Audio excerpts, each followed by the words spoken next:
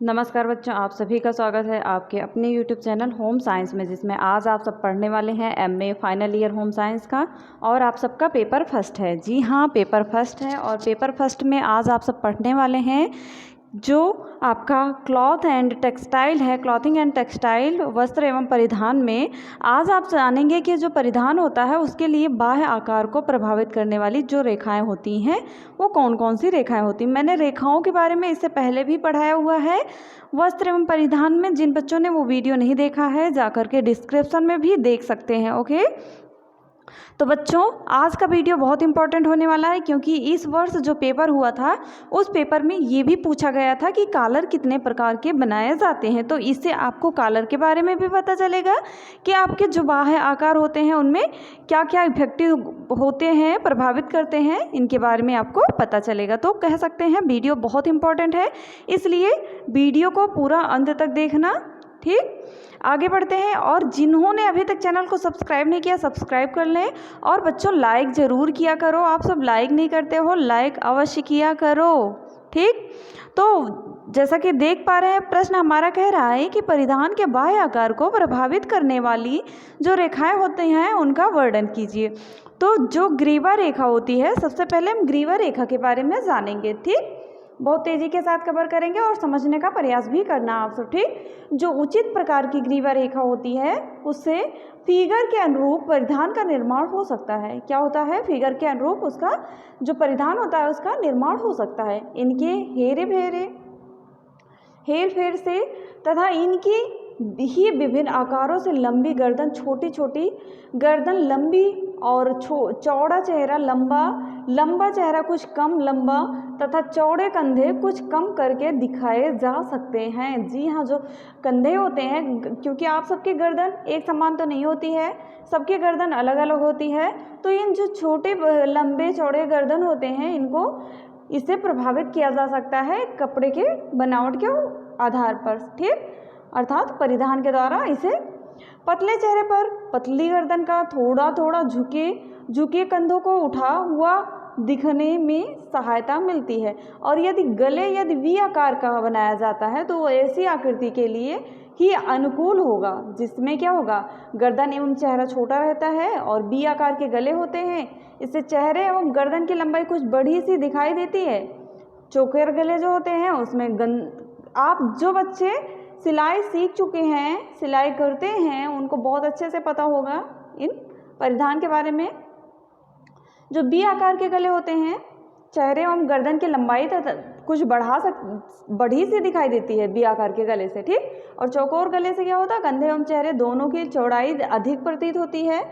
और गोल गले से गोलाई उभरती है तथा चौड़ा जो मुड़ा हुआ कॉलर पतले कंधे के पतलेपन को छिपाकर सुंदर दिखने में सहायता करता है। ठीक, और यू आकार का जो यू अक्षर के आकार का गला चेहरे एवं ग्रीवा, जो चेहरा होता है और ग्रीवा दोनों की लंबाई को बढ़ाकर तथा चौड़ाई को कम करके दिखाता। जैसा कि आप सब देख पा रहे हैं ये 3 मॉडल हैं जो विभिन्न प्रकार के कॉलर हैं। ठीक, इस वर्ष पेपर में आया था कि कॉलर कितने प्रकार के होते हैं, तो कॉलर यही आप ड्राफ्टिंग में बना देंगे तो बहुत अच्छा पेपर गया था। जो बच्चे बनाए थे वो बता रहे थे। ठीक, आप सब भी याद रखना कॉलर कितने प्रकार के होते हैं।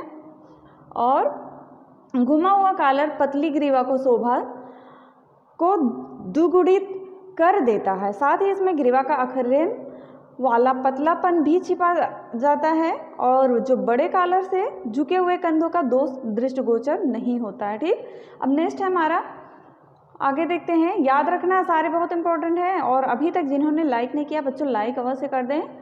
तो परिधान के काट छाट रंग आकार जो अलंकार होता है, यदि ये रेखाओं की पुनरावृत्ति उनके वैषम्य तथा उनके परिवर्तित रूप का आधार देने से प्रत्यक्ष शरीर कृति में निश्चित परिवर्तन लाने का भ्रम उत्पन्न करना संभव होता है, तो ग्रीवा रेखा में इनके प्रयोग से क्या होता है, चेहरे पर आवश्यक संबल लाया जा सकता है।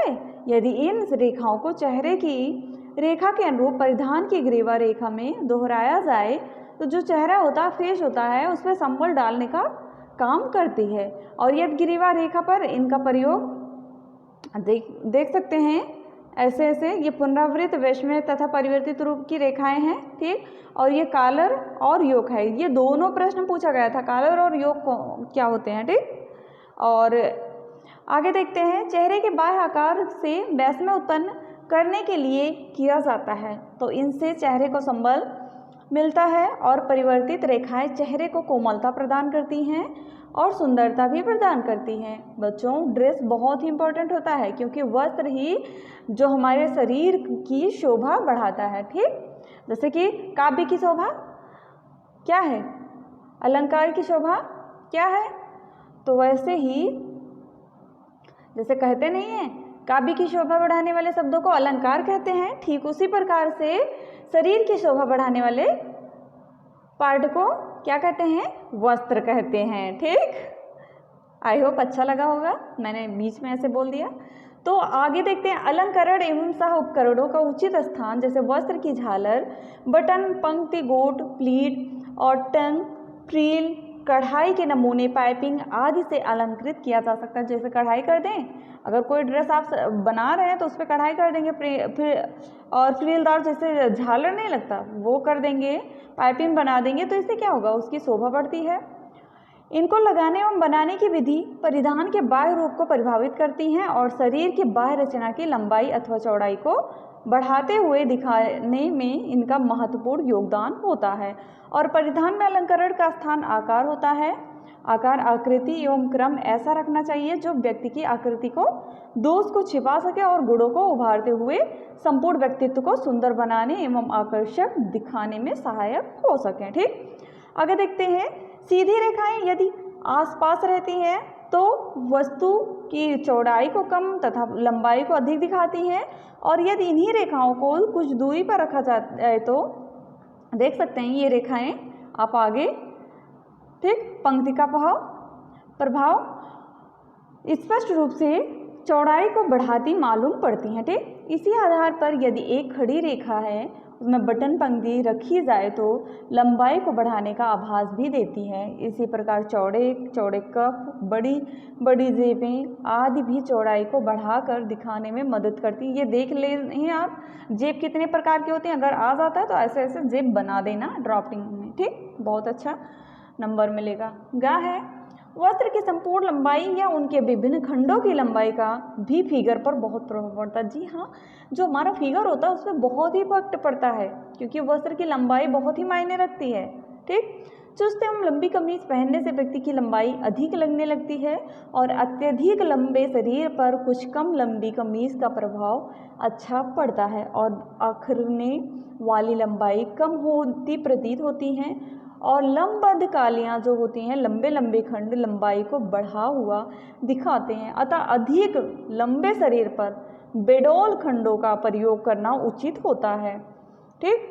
नेक्स्ट हमारे भरे पूरे परिधान। जी हाँ, भरे पूरे परिधान में जैसे परिधान में चौड़ी एवं बड़ी झालर लगाना, बड़े बड़े कॉलर बनाना, फूली और आस्तीन तथा इस समय तो चुन्नट फूली आस्तीन चल रही है ना, तो चुन्नट भरा पूरापन उत्पन्न करती हैं और परिधान को इसी प्रकार से भारी भरकम बनाकर प्रयोग में लाना उसी फिगर के अनुकूल है जो अत्यधिक पतला हो। मोटे शरीर पर इनकी चौड़ाई और अधिक हो जाती है तथा ये मोटे फिगर वाले व्यक्ति को और भी भद्दा बना देती हैं।